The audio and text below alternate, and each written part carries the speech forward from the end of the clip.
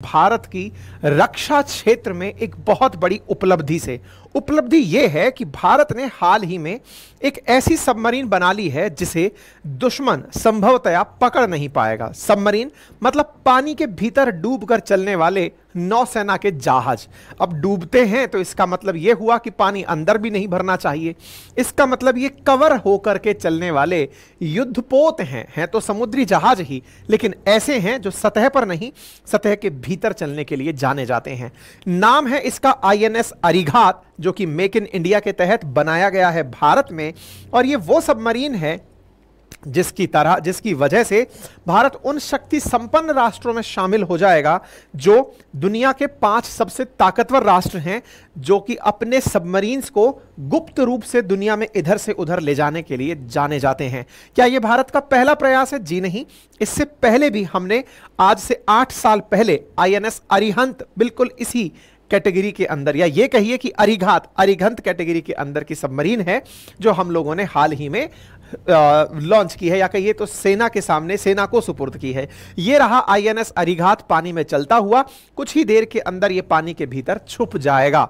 INS Arighat जो कि nuclear powered submarine है, इसकी बस यही विशेषता इसे दुनिया के सामने पूरी तरह से इनविजिबल बनाती है। क्या है ये पूरी जानकारी, डिटेल में समझने का प्रयास करते हैं। बस सुर्खियों पर नजर डाल लेते हैं कि इंडिया ने अपनी दूसरी न्यूक्लियर सबमरीन पाली है। दैट मींस ऑलरेडी हम लोगों के पास ऐसी एक सबमरीन है, यानी एक ऐसी सबमरीन जिसे दुश्मन पता नहीं लगा सकते। बड़ा सवाल है कि दुश्मन पता लगाते कैसे हैं। दुश्मन पता कैसे लगाते हैं, इसके लिए कई फिल्में बनी हुई हैं, लेकिन फिर भी जान लीजिए, जैसे हवाई जहाज जब उड़ करके आपके एयर क्षेत्र में आता है तो रडार यानी रेडियो डिटेक्शन एंड रेंजिंग तकनीक का उपयोग किया जाता है जानने के लिए।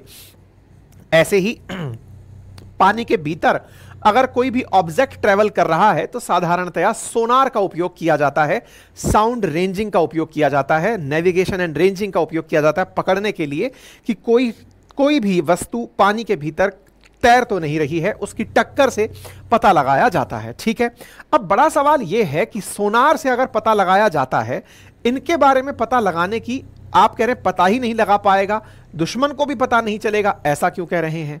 जनरली ऐसा होता है कि जब भी कोई सबमरीन या फिर कोई बड़ा जहाज पानी के ऊपर चल रहा होता है तो इसके इंजन की आवाज बहुत दूर तक सुनी जा सकती है।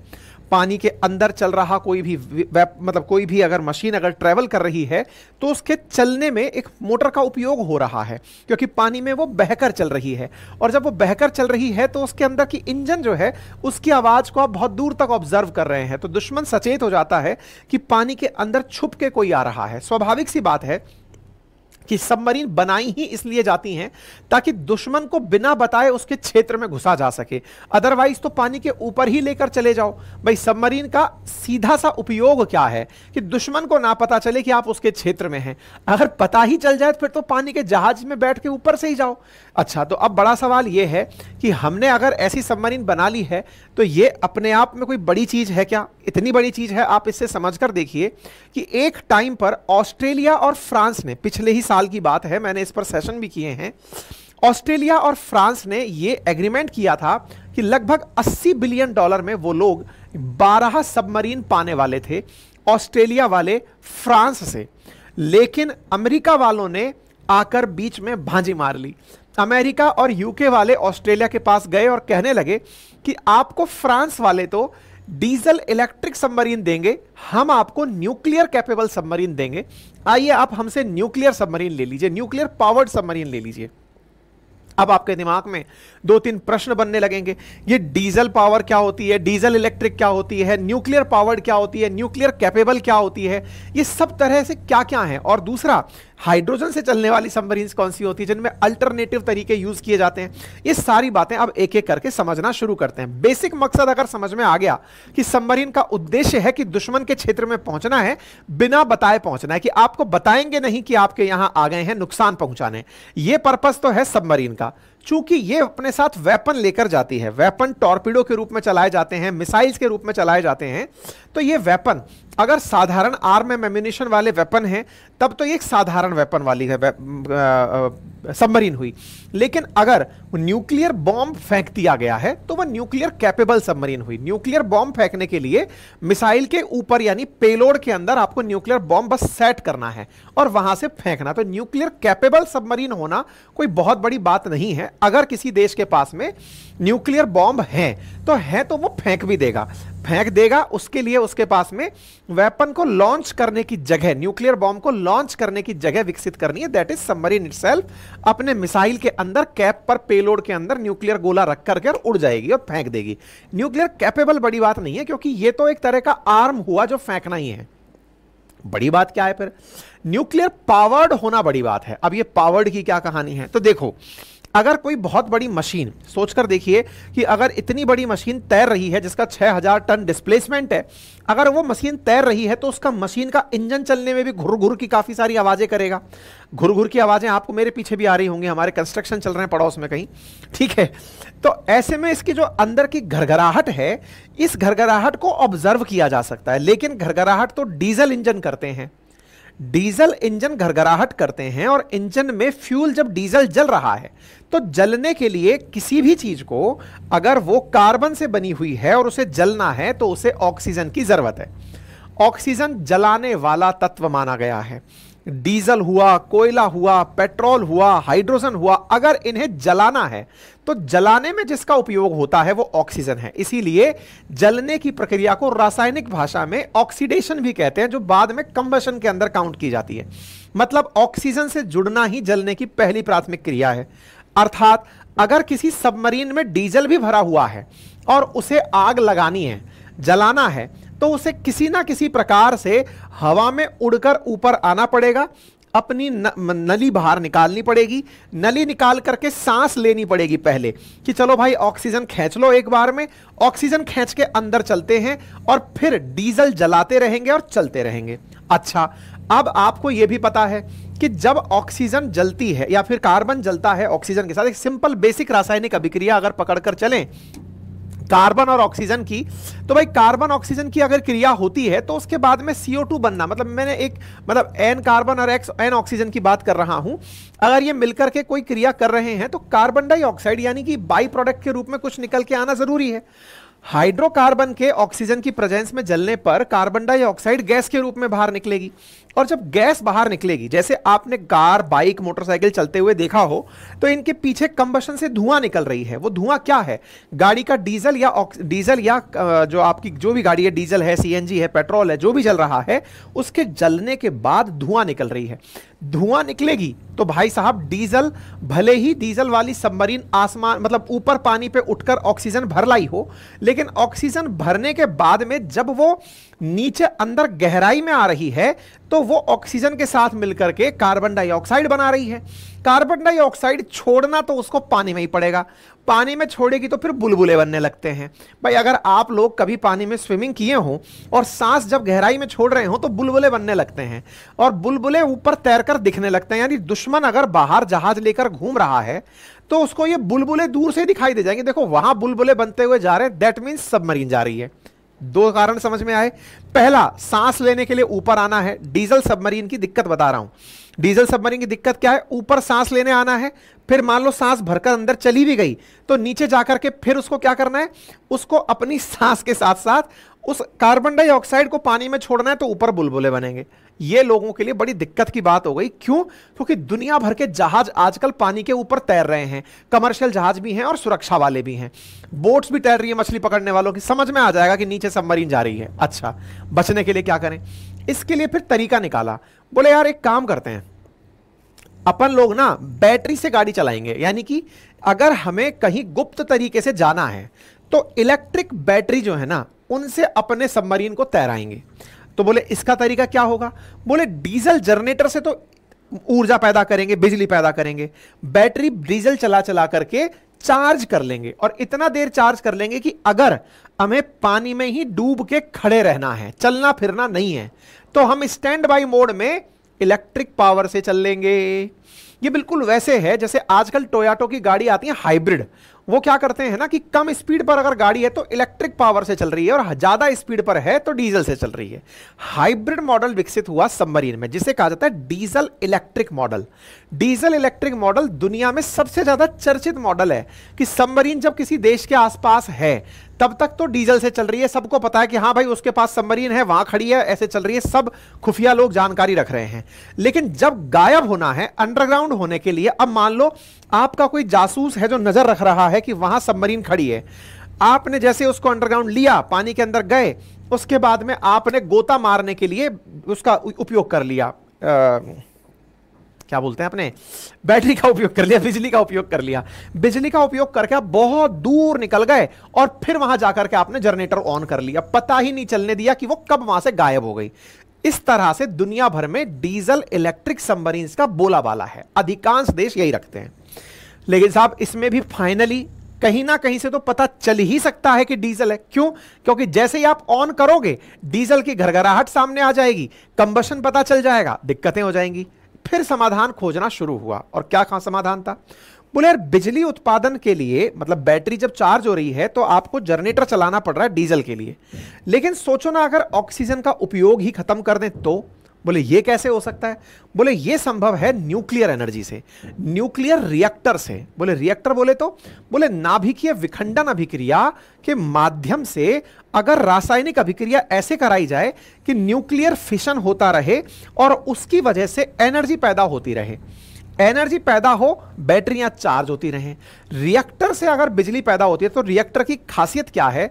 एक तो नाभिकीय अभिक्रियाएं आवाज नहीं करती हैं, न्यूक्लियर रिएक्शन आवाज नहीं करती हैं, नंबर एक। और नंबर दूसरी बात क्या है कि ये कार्बन डाइऑक्साइड नहीं छोड़ती हैं।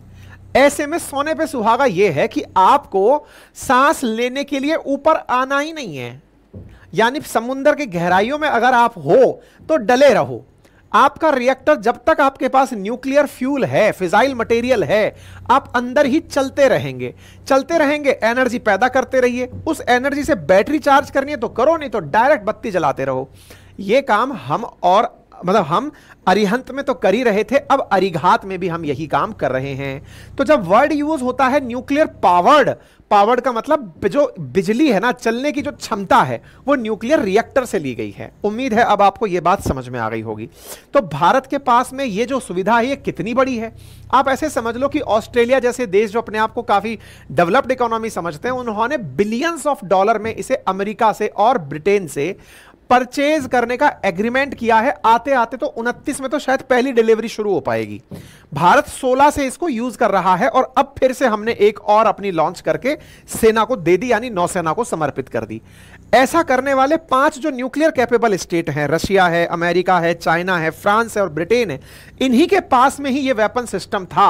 अब हमारे पास भी ये वेपन सिस्टम है। ये अपने आप में भारत की बड़ी ताकत को दर्शाता है, यानी न्यूक्लियर रिएक्टर से हम सबमरीन चला ले रहे हैं।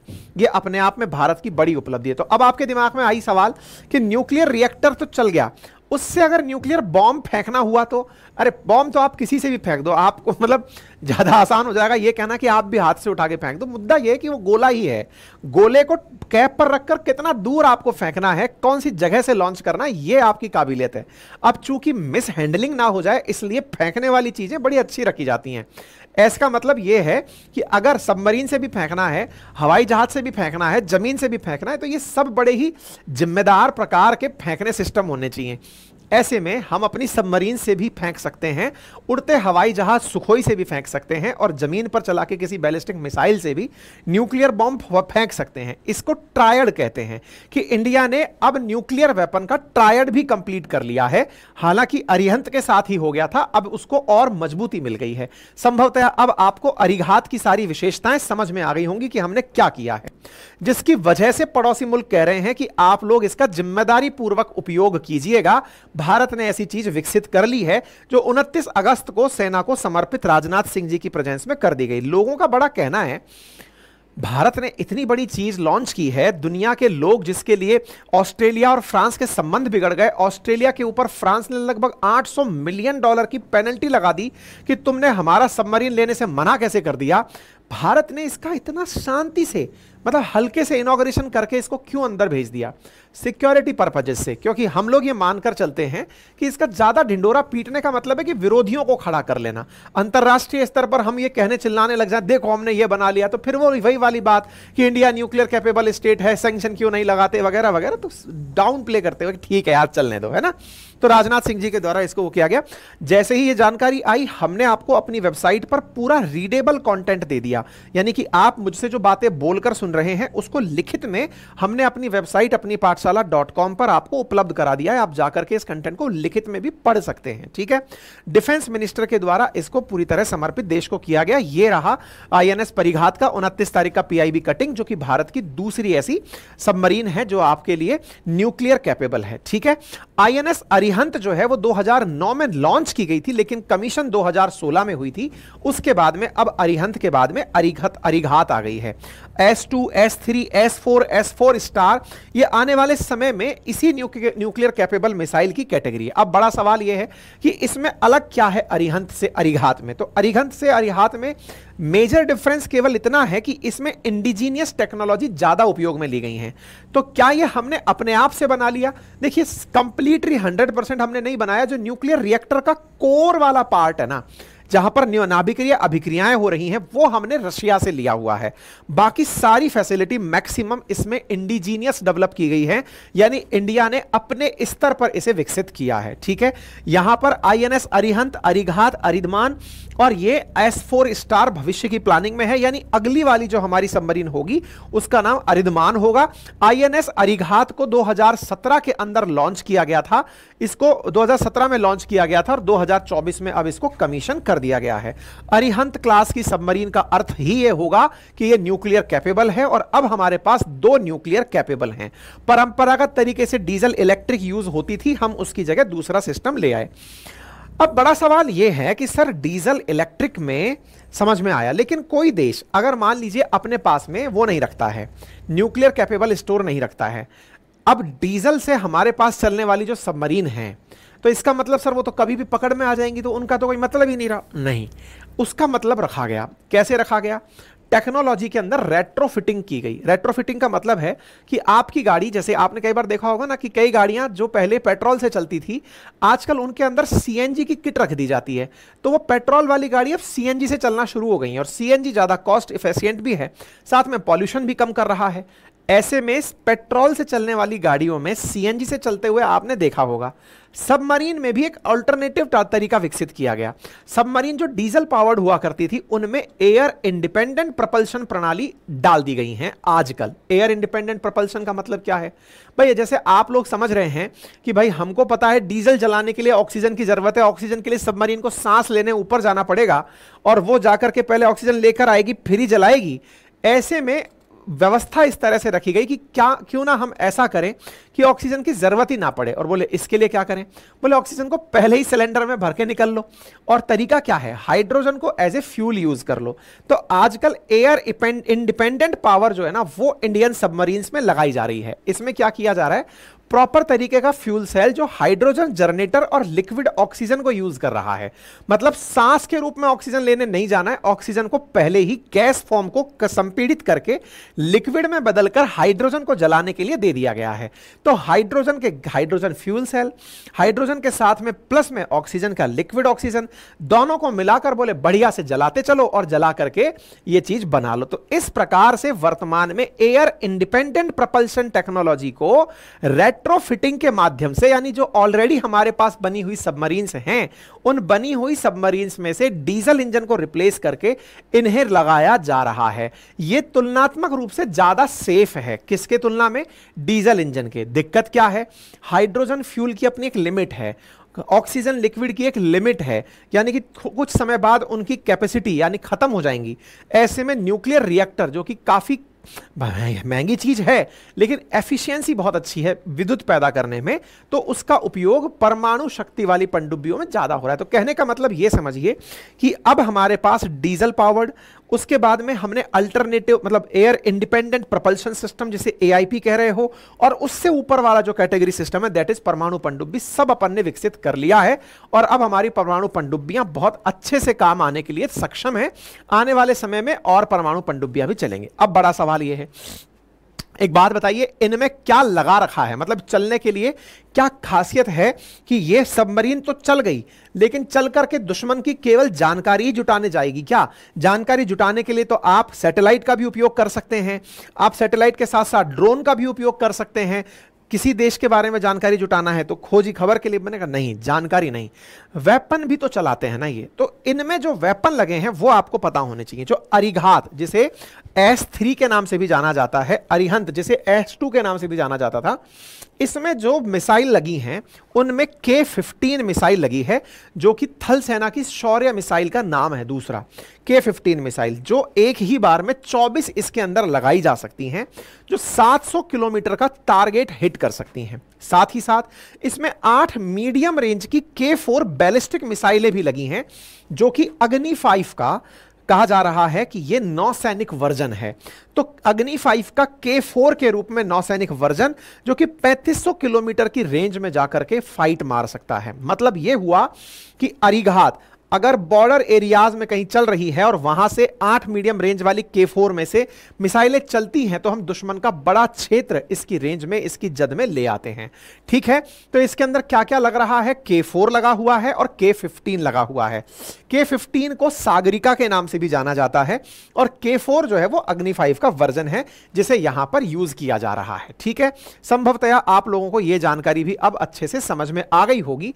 India, US, Russia, UK, France, China के बाद अब वो छठा देश बन गया है जिसके पास न्यूक्लियर पावर्ड सबमरीन है, और ऐसे में अरिघात जो कि 24 नॉट प्रति घंटे की स्पीड से चलने में सक्षम है, भारत की सुरक्षा को, दुश्मनों के साथ भारत को 1 to 1 करने में बड़ी मजबूती देगा। और ऐसे में अगर हमें दुनिया के बारे में जानकारी जुटानी होगी तो हम बहुत अच्छे से अपनी जानकारी को प्राप्त कर सकेंगे, दुश्मन के बारे में जानकारी प्राप्त कर सकेंगे, हमारे हितों को सुरक्षित रखने में काफी अच्छे से कार्य कर सकेंगे। ठीक है, भारत के पास में और भी जैसे सिंधुकोश श्रेणी की अपने पास में सबमरीन उपस्थित हैं, शिशुमार श्रेणी की सबमरीन उपस्थित हैं, कलवरी श्रेणी की उपस्थित हैं, है ना। तो इस प्रकार से ऑलरेडी हमारे पास और क्लासेस में भी सबमरीन्स उपस्थित हैं। कलवरी, शिशुमार और सिंधुघोष। अरिहंत कैटेगरी के अंदर हम लोग जो सबमरीन यूज कर रहे हैं वो न्यूक्लियर पावर्ड हैं, बाकी जो है वो डीजल इलेक्ट्रिक सबमरीन हैं, जिनके अंदर air independent propulsion system retrofit किया जा सकता है। उसमें कलवरी, शिशुमार और सिंधुघोष कैटेगरी की सबमरीन्स आती हैं। ठीक है, संभवतया आप लोगों को यह जानकारी समझ में आ जाए। इसके साथ साथ दुनिया में कितनी कितनी सबमरीन सबके पास में डीजल इलेक्ट्रिक हैं, तो यूएस के पास, रशिया के पास 64, यूएस के पास रशिया के पास 65, इनके पास 64। इस तरह से अगर आप देखते जाएं तो इंडिया के पास अपडेटेड जानकारी 18 डीजल इलेक्ट्रिक सबमरीन्स की है। और ऐसे ही अगर न्यूक्लियर सबमरीन की बात करते हैं तो जहां यूएस के पास 72 हैं, क्योंकि दुनिया में सबसे पहले न्यूक्लियर पावर्ड सबमरीन लाने वाला देश 1960s के दौर में अराउंड 54 और 58 में जो न्यूक्लियर पावर्ड सबमरीन ले आया था वो यूएसए था। उसके पास 72 न्यूक्लियर पावर्ड सबमरीन है और भारत के पास में 2 न्यूक्लियर पावर्ड सबमरीन है। यह जानकारी आपको यहां पर होनी चाहिए। ठीक है, तो भारत धीरे धीरे अपने इस पोटेंशियल को बढ़ा रहा है, अपनी सुरक्षाओं को और पूरी तरह से सुरक्षित करने का, सीमाओं को सुरक्षित करने का प्रयास कर रहा है। संभवतः यह जानकारी आपको पसंद आई हो। हमसे कनेक्टेड रहने के लिए हमारा व्हाट्सएप चैनल, जिसका लिंक कमेंट बॉक्स में दिया गया है, इसे आप ज्वाइन कर लें। साथ ही साथ हमारे कोर्सेज जो कि अपनी पाठशाला एप्लीकेशन पर उपलब्ध हैं, उन्हें आप ज्वाइन कर सकते हैं। हिस्ट्री, ज्योग्राफी, पॉलिटी, इकोनॉमी का मेरा रिकॉर्डेड बैच है, आप इसे एक्सेस कर सकते हैं। ऐसे ही आरएएस का, जीएस फाउंडेशन का कंप्लीट बैच, यानी आरएएस के पूरे सिलेबस प्री प्लस मेंस को कवर करते हुए 16 सब्जेक्ट के साथ में रिकॉर्डेड बैच आपके लिए उपलब्ध है, आप इसे भी एक्सेस कर सकते हैं। हमारी वेबसाइट अपनी पाठशाला.com पर एसएससी की टेस्ट सीरीज लॉन्च कर दी गई है। साथ ही साथ आरपीएफ की, यूपीपीसीएस, आरओएआरओ, बीपीएससी, यूपीपी, आप इन टेस्ट को वहां जाकर दे सकते हैं। हमारे हैंड रिटन नोट्स आप अपने घर बैठे मंगा सकते हैं, बहुत ही नॉमिनल कीमत पर, बहुत ही बेहतरीन कंटेंट आपके पास हस्तलिखित कैटेगरी का उत्पाद जो है वो हिंदी अथवा इंग्लिश भाषा में उपलब्ध है। किसी क्वेरी के लिए, कमेंट के लिए आप जरूर हमें